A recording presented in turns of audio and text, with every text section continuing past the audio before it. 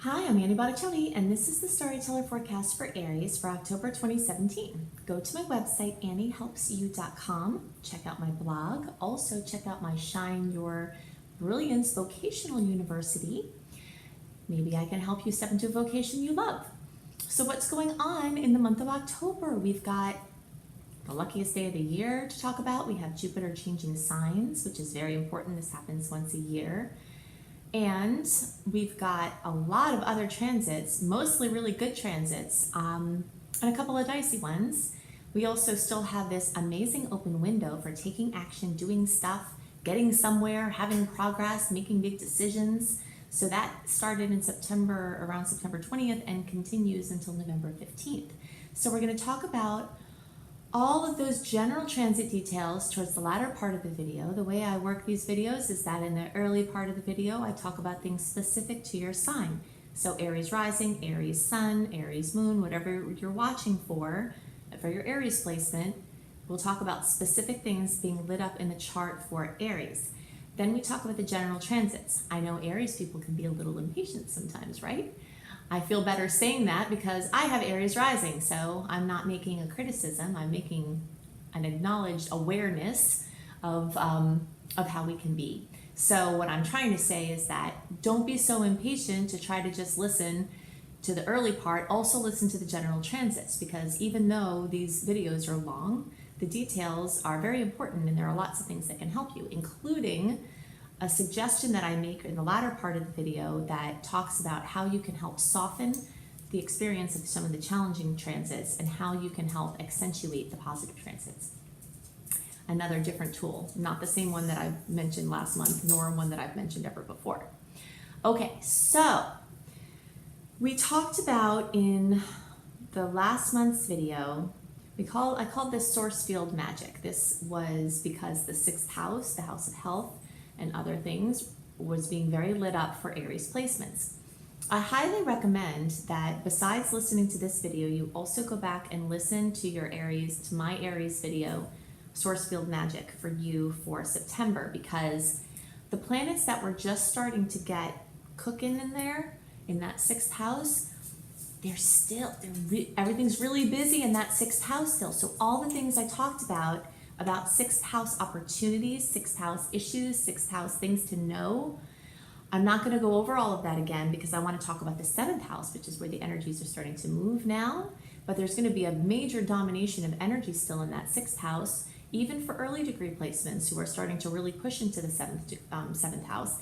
And for you middle and late degree placements, you're going to have 6th house energy all month long, besides starting to have this 7th house start to heat up. So definitely check that out. Make yourself a note right now. So, the 7th house is starting to be very beautifully lit up, especially for you early degree placements. But the reason why the 7th house is relevant for all of you is because, first of all, the planets are starting to move there. The Sun and Mercury start off there for early degree placements, meaning if your birthday is in the first 10 days of the sign, or if you're watching for 0 to 9 degrees for your rising sign or your moon sign, then the Sun and Mercury are already there.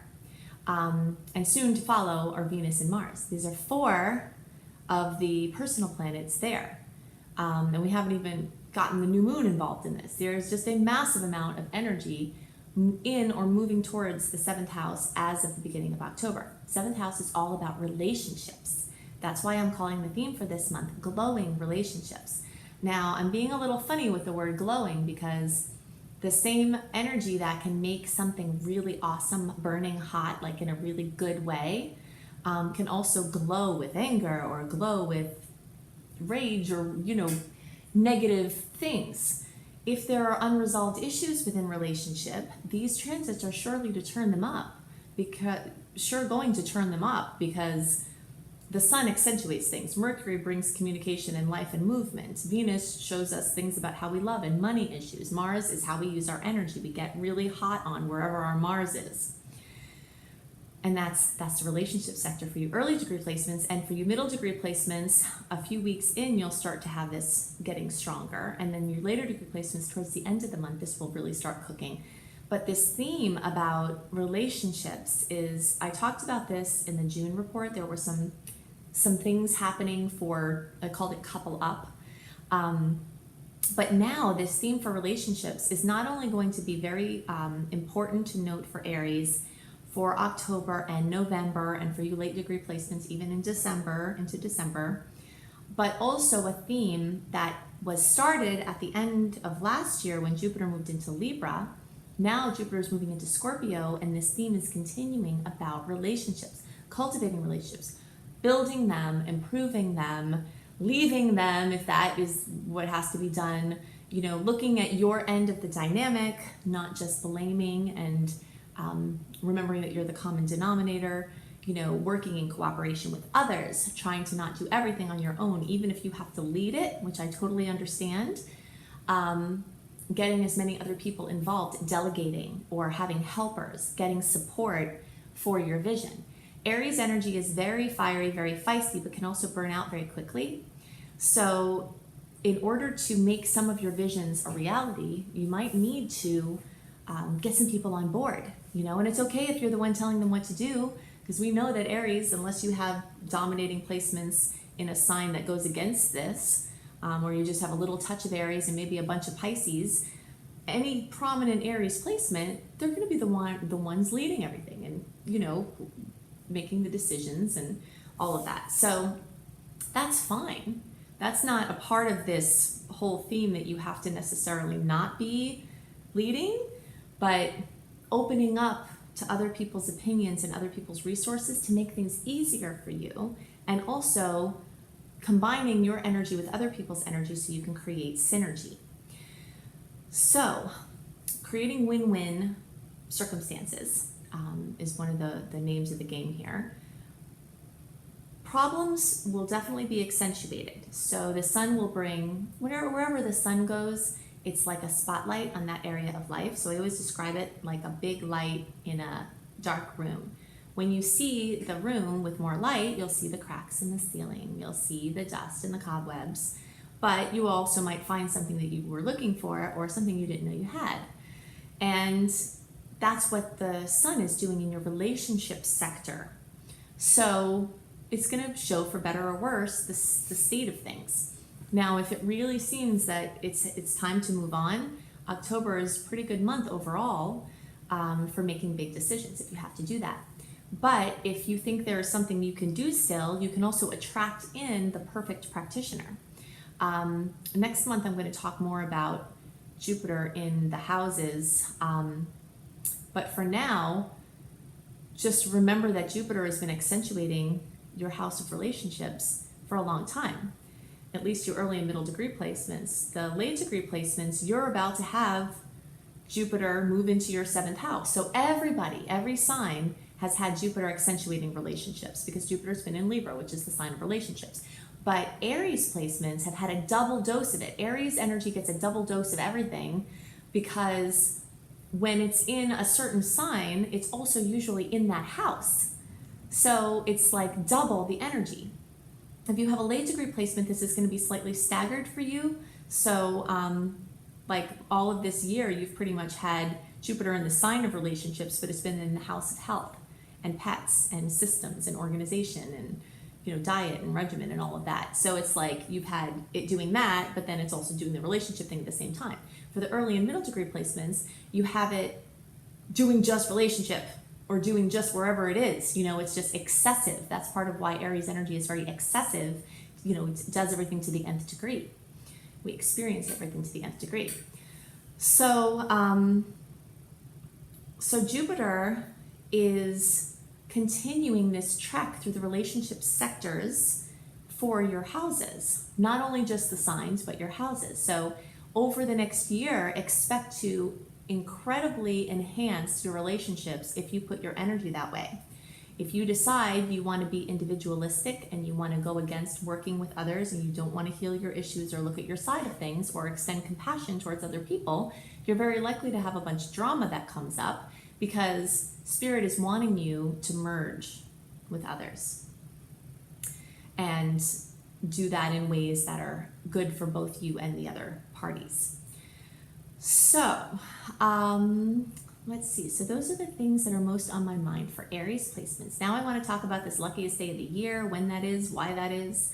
talk about Jupiter moving into Scorpio, what general implications that has, what areas of life are going to start to be highlighted in a big way. And remember, when I say this, you know, it's especially for your early and middle degree placements, it's like even a double big way because it's going to be in the same house as it is sign.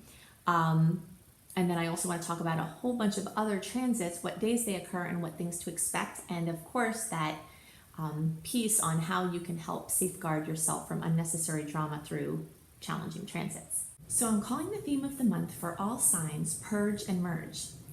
And this is from the short-term and actually now introduction to this long-term energy in Scorpio that is being brought in as a theme.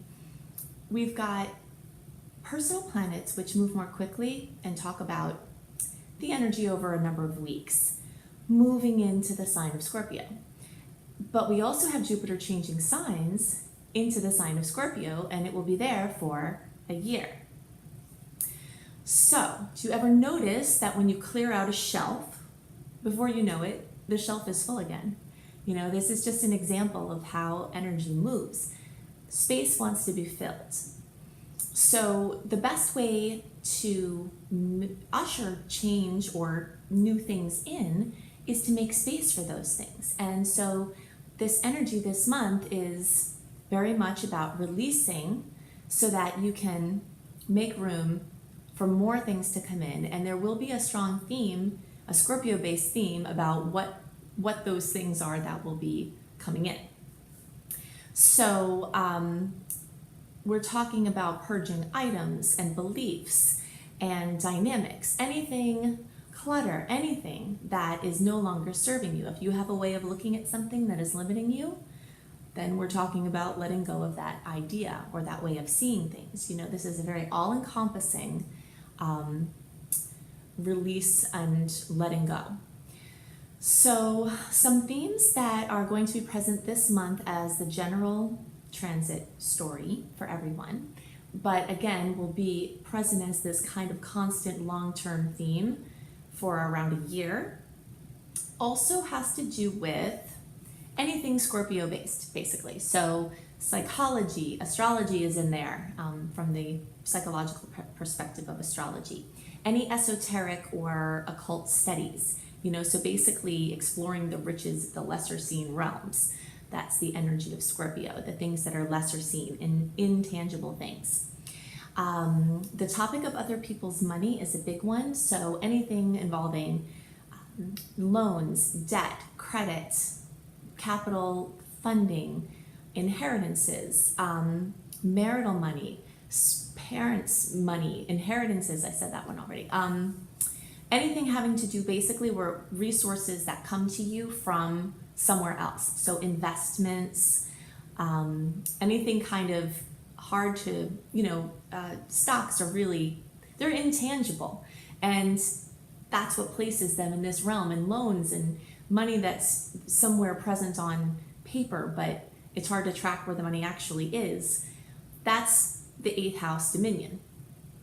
So sweepstakes, lottos, lotto winnings, anything like that, financial support or assistance of any kind, empowering others or being empowered yourself in any way, the process of self-empowerment, the journey of self-empowerment, research, investigation, intimacy, sex, power, birth, death, rebirth, like the phoenix rising from the ashes is basically this energy of Scorpio. So these are the themes that are really dominating the energy now, and they will be for a while to come. So now I want to talk about a couple of other noteworthy things before I get into some of the individual transits. Remember that we are still in this last window of the year for launching things, pushing things forward. Towards the end of September, we started this open window free from personal planets being retrograde, and that continues until November 15th. So all of October is in this open window if you're trying to make a big decision, if you're trying to push something forward, if you want to move, sign a lease, sign a contract, there are lots of open energies where communication is flowing more freely because of not, being in detriment from the retrograde. So take as much action as you feel drawn to, don't make yourself too crazy over it. This open window time is a time to push a little bit. It's time to push, but you always have to honor your own intuition with that, because sometimes it happens so often. I can't tell you how often I see this happen with people that I work with and myself. If I think I should be doing something, or you think you should be doing something, and then you're not, and then time passes and something happens and you're like, oh gosh, I'm really glad I didn't do that thing, you know? It's because that was intuition holding you back. You might have thought it was fear, you might have thought you were being lazy, but the more you tune into your intuition, you can tell the difference between something energetically telling you to wait and some sort of issue within yourself that you have to overcome to be able to move forward. You know, it's a very tricky dance to try to figure out when you're supposed to push a little harder to get through something and when you are supposed to be honoring the things that seem to be saying hold off. But in any case, you'll have a lot of opportunity to push through limitations and do certain things anyway, you know, work a little bit harder during this open window. And then you can have lots of notable outcomes in the months and even beyond that to come. This is the last window before well, I guess it's the second to last window before this big wall of retrogrades that we have next year. Next year, most of the year is spent in a personal planet retrograde, and usually more than one personal planet being retrograde at once. We've got the Mercury retrograde cycles, we have a Venus retrograde cycle, and we have a Mars retrograde cycle. So a little bit into January through the beginning of March is our only really open window, all of 2018, without a personal planet being retrograde. So for launches, pushing things forward, there's a little space there somewhere around the beginning of May. I think I have to go back and check that, but I know that there's a little, very small window somewhere else if you have to push a couple of things in later on into the year. But otherwise, the whole thing is dominated by retrogrades. So if you're going to launch a website, launch a YouTube channel, launch a book, you know, start a business, officially get, you know, documents that LLC or whatever you're going to do, something official. You want to try, if you're intuitively led this way, to get these kind of things done in this window or in the window that's early in 2018. So hopefully you can find your balance between what you have to push through and what Spirit might be telling you to hold off on. So we do also have one of the luckiest days of the year this month, which is around October 26th. The actual transit of the Sun joining with Jupiter happens on the 26th. Sometimes you feel that energy the day before, sometimes you feel that energy the day after. But it's just very lucky and very wonderful and very well lit up. I remember last time this happened, last year, I was expecting it on the day, you know, that the transit was happening, but the day before was when it hit for me, and it was just like, whoa, this is so Jupiter Sun, you know. So just follow the flow, because we give you these dates as guidelines, but the energies, the manifestations from transits can happen before or after the actual transit. So you have to be feeling into them. And a lot of times there are transits going on at the same time. So like a really good transit could be happening right at the same time as a challenging one. So you have to really tune in to make sure things are flowing for you personally and not just base your decisions on a date per se. You know, it's a very individual process because our charts are very complex, and general horoscopes can't speak to all of the other things that are going on in your chart. Only you can feel that. Okay, so let's talk about some of these other aspects. We start out the month with a really beautiful aspect, Mars trining Pluto. So this is the second and last time that this aspect will occur. It occurred before on April 6th. So it can bring courage and confidence and determination. So if you need some oomph to push something through, then the energy around this time could be helpful with that. And you might feel that even towards the end of September, a few days before the October 1st or a few days after. On October 3rd, we have the follow-up here, which is Venus making a trine to Pluto. And this is all happening in Earth energy, because Mars in Virgo and then Venus in Virgo are making the trine to Pluto and Capricorn. So this is very grounded, this is very stable, this is very practical. And there are lots of things that you can do with that energy. So Venus rules love, beauty, money. Mars rules, your energy, how you use it. And by the way, I am giving you some details about some of the transits that I see most notable for this month. But if you'd like a written version of the general transits, then definitely sign up for my free email newsletter at anniehelpsyou.com. I send out a monthly newsletter like clockwork. If you have signed up for my email and you're not getting the emails, you need to contact me because there's something up. They could be going to spam or promotions or events folders or something like that, because I send it out every month, a month early. So I'll be sending out this October one to my list in the beginning of September, so that you have a visual version of the general transits, because sometimes it's easier to process that way and to keep track and to make your plans. Okay, so on October 5th, we have a full moon at almost 13 degrees of Aries. Full moons bring fullness and completion, and sometimes drama, and sometimes things coming to fruition in a magical way. You know, it's a welling up. I always think of it as a dog shaking off water, because water represents emotion, you know, and that's what we do at the full moon. It's just like a shaking off of all this emotional buildup in our fields. You might notice if you spend a moon cycle connecting with the earth, like putting your bare feet and hands in the earth, even laying on the earth and doing emotional clearing exercises, that the energy buildup at the full moon might be a little bit more manageable for you. If you happen to be overwhelmed with the emotions of the full moon, then you can experiment with trying to discharge energy from your field for the cycle before and see what your personal rhythm is. But the fullness, completion, fruition, possibly drama comes in the sector of individuality and self-image. So this can bring a lot of attention to you. You know, this can mean a lot of people are looking at you. It could also mean that you weren't looking at something within yourself that you have to. Sometimes there is a symptom or a health ailment that you've been ignoring, and sometimes the full moon in Aries will bring it up, bring it to fruition. You know, speaking of which, I wanted to mention earlier, I want to make sure to mention now, is the state of our adrenals very much is related to how we experience astrological transits, because our adrenals rule a lot of different things. It's very complex, the amount of physiological things that are connected to the adrenal glands.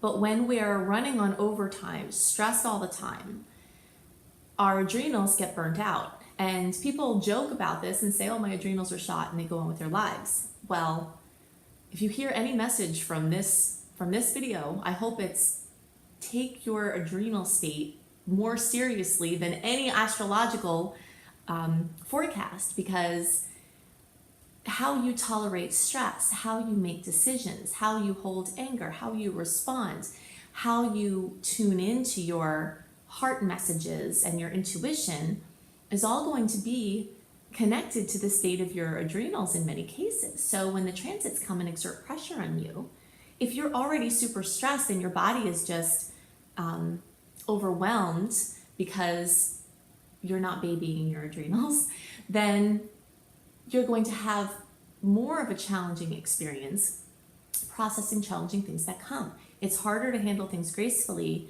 when your adrenals are stressed. So you've got to check in with your doctor and yourself and your own research to see what the best way is to balance and be nice to your adrenals, but definitely feel into it, because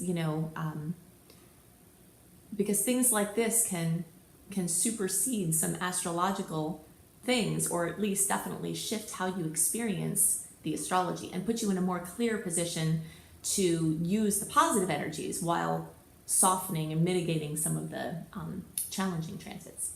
Okay. So,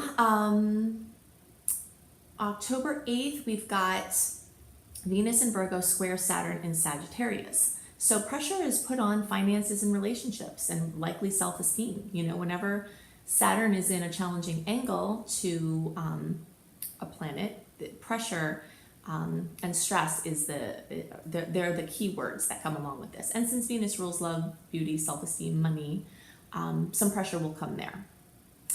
Then we have on October 9th, Mercury and the Sun together, okay, and in Libra, and those are both squaring Pluto. So again, when you have a square, this is a challenging angle. This can be stressful. So negativity and suspicions could run high now. There could be an antagonistic force coming towards you, or it could be an internal source, which usually it is under the guise of an external force. But very often, especially when Pluto is involved, there's inner riches to come out. So sometimes we get lazy, and unless we have a bit of pressure, we don't find places within ourselves that are waiting to be revealed. So this could be a little pressure, this could be a little stress, but you also could find some hidden riches from that. On October 10th, this Jupiter entering Scorpio that I spent some time talking about before. So this is going to last for around a year. Jupiter transits are around a year. On October 11th, we've got Mars squaring Saturn in Sag. So you notice the trend here. Obviously, Mars and Venus are close together. And so Mars will make an aspect, and then Venus will make an aspect. So now here we have Mars making this, this square to Saturn after Venus already made the square. So this is, you know, whenever Saturn's involved, there's usually like some sort of older or allegedly wiser or more established energy, or someone who happens to have the say, even if they're not older or wiser, you know, a Saturnian force that's working against your movement. Mars represents movement. Trying to be a perfectionist at this point might be harder now. So just kind of feel into that, because flexibility might be able to push you through this transit a little bit better. October 12th, we have Mercury and Saturn in a nice angle. So this is good for concentrating and figuring out solutions. So if you have anything come up from the previous transit with Mars and Saturn, then this could be assistive to you. October 15th, we have Mercury in Libra opposing Uranus in Aries. Whenever the planet of communication is opposing this random, erratic, or seemingly random and erratic force of Uranus, you know, it definitely increases nervous tension. So using all of your tools to support your adrenals, to keep yourself balanced now, because there's going to be a tendency to rush into things, into agreements. And it's not the best thing to rush in. If you're feeling very nervous, you have to make a decision, then you might be better off not making the decision if you can help it, because making it from this stressed place could have annoying repercussions. So on the 16th, we've got the Sun in Libra making a nice angle to Saturn. So this can bring a burst of support or respect from someone in charge or someone who you admire. October 18th, we have Mercury in Scorpio making a conjunction to Jupiter in Scorpio. So we talked about, and I'll mention again, this Sun in Scorpio conjunct Jupiter in Scorpio aspect on the 26th. Mercury coming and joining with Jupiter also carries good luck and also carries positive energy and good news. It's one of the typical transits of good news. So that's happening. And then on October 19th, we have the new moon at 26 degrees of Libra. Whenever there's a new moon, there are new open possibilities, and you make your 10 new moon wishes now on the subjects of Libra. So anything about partnerships or relationships of any kind, diplomatic communications, anything about trying to resolve, find a win-win solution, work together on a project, anything, and of course, not coincidentally that I'm mentioning this, Libra rules the adrenals. So this is, all of the Libra energy this month is really assistive, and I would think it's a good idea to make one of your wishes. Please help me to really support my adrenals and keep them in a balanced state, you know, or better yet, say thank you for my perfectly functioning adrenals. And then you feel that as if it's true. You know, you feel yourself being emotionally balanced and mentally clear. I have a video that talks about using astrological power periods, how you can most use those energies. So if you just search for Making Wishes Annie, anywhere on the internet, I'm pretty sure that comes up. If not, you can find it on my channel. So on October 24th, we've got another sweet aspect with Mercury trining Neptune. So this is a sweet, dreamy aspect. It's really good for romantic or artistic or personal, quiet, spiritual ventures. The 26th, we have that Scorpio, that Sun in Scorpio conjunct Jupiter, which can bring lots of luck. On the 27th, we've got Venus in Libra squaring Pluto in Capricorn. So some challenges could come here, even though we've got a lucky energy the day before. So this is what I mean about these, dueling energies. We never know which energies are going to be more present when. So you just have to tune into your personal situation. And so the Venus square Pluto can bring this surfacing of deep issues regarding power, regarding control, especially as it relates to love and money and self-esteem. So it's not usually the best time to act on strong feelings because you'll have a lot of, tension in your solar plexus. That's our control center, our third chakra. So this type of aspect usually brings up something that gets us tight in there. So always, of course, making a decision from that space isn't usually the best thing to do, but doing inner work or seeking other psychological support for the issue is very good at this time. And on the same day, we have another nice aspect, which is, and I don't want to say that the challenging aspects aren't nice. I just mean, we feel them. They make us feel bad sometimes, but sometimes the feeling bad can be productive, and so they can turn out to be nice, but that wouldn't be the first word we'd use to describe them. Whereas this Mercury in Scorpio making a nice angle to Pluto in Capricorn, this is something that can bring answers to deep questions, powerful breakthroughs, and intentionally using this energy for meditation and integration will go a very long way. So you can also have clear understanding of long-standing dynamics that involve relationships with people and money. So these are the things that are most on my mind for the general transits for the month of October. Definitely look at my website for a new offering I'm going to have available very soon, a new school that I'm starting. Also check out my Shine Your Brilliance Vocational University, where I have my coach training, my online business course training. I have my astrology apprenticeship program, so you can see if there are still slots in those, and also check out my Train Your Brain subliminal bundles, where you can be shifting your neurological patterning as you listen to nice, relaxing outside sounds. And if you'd like to see more about what's up for the month for you, for your sign, check out my husband, B.R. Newman's Taroscopes, and you can look him up under B.R. Newman, Neumann, or see them at imhelios.com. You can check out my website and all of my offerings at anniehelpsyou.com. Definitely sign up for my free email newsletter and get your written version of the general transits out. Also, other things come along with that sometimes. And I hope you have a wonderful month, and I'll see you next month.